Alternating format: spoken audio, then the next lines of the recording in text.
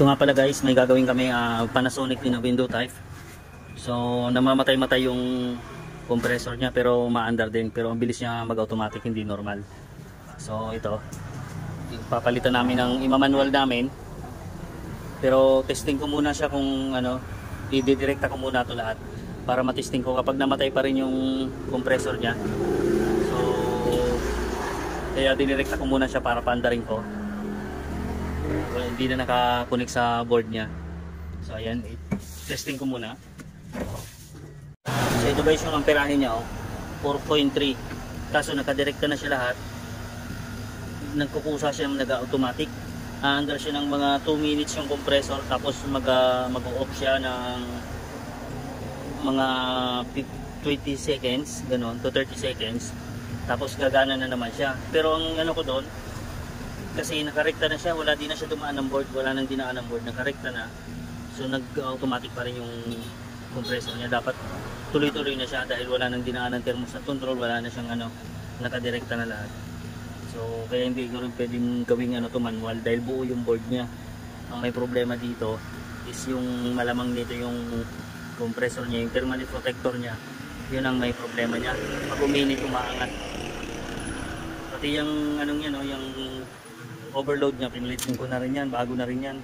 Pinalit ito bago, ganun pa rin. Ito, kinuha ko sa isang unit namin dito, ganun pa rin siya, namamatay pa rin. So ito guys, palit ng compressor, thermal protector talagang problema niya. Nakarekta na yan, pero namamatay pa rin. So ayan, nirelease ko na yung free niya. Palitan namin ng compressor. Thermal protector ang problema niya. So ito guys, binabaklas na namin yung compressor nito. Papalitan na lang namin ng compressor.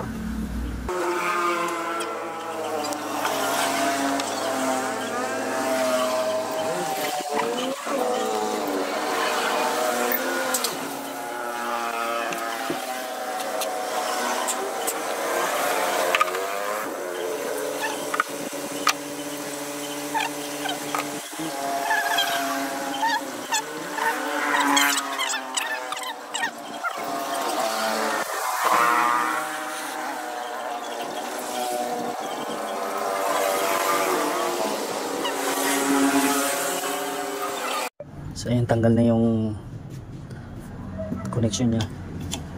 Buti na lang namin itong compressor.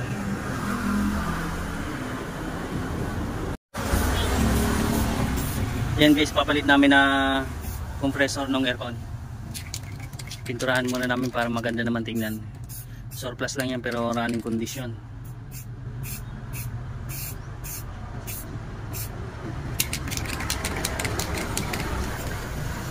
Yung ano niya, yung problema niya dito sa thermal protector niya, yun yung problema niya sa loob. Kaya papalitan namin to ng compressor.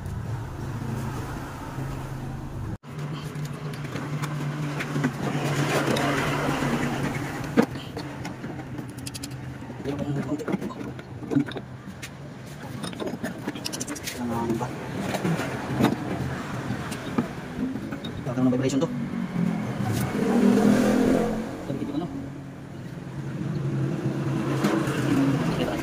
So ito guys, naikapit na namin yung compressor. I-pressurean na lang namin. Pali-saksak mo po yung ano. So yan guys, na-pressurean na namin. Yan, 120 yung pressure namin yan.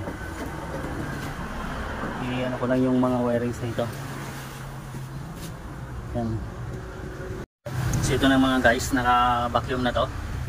Kakargaan ko na lang ng preyon. Ito binalik ko sa ano, yung board niya dahil pinalitan lang namin itong compressor niya. Ayan na. So pinalik ko lang sa original yung ano niya para ito pa rin yung switch niya board, hindi na mag-manual.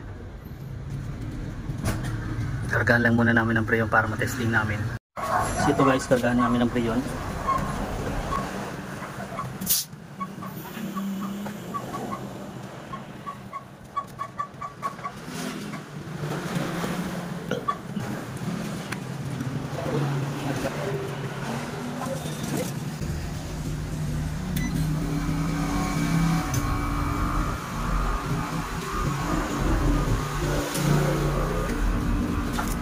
Okay, sumanggaw na.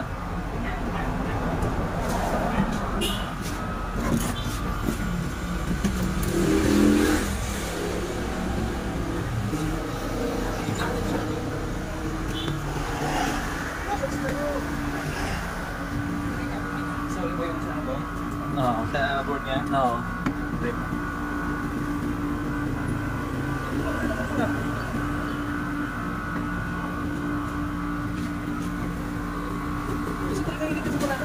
Sa kanila, pinulog ko to.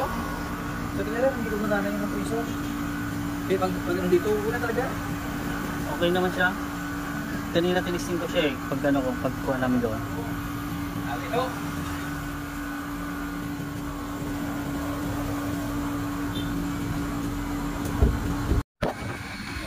Ayan guys yung operahin niya.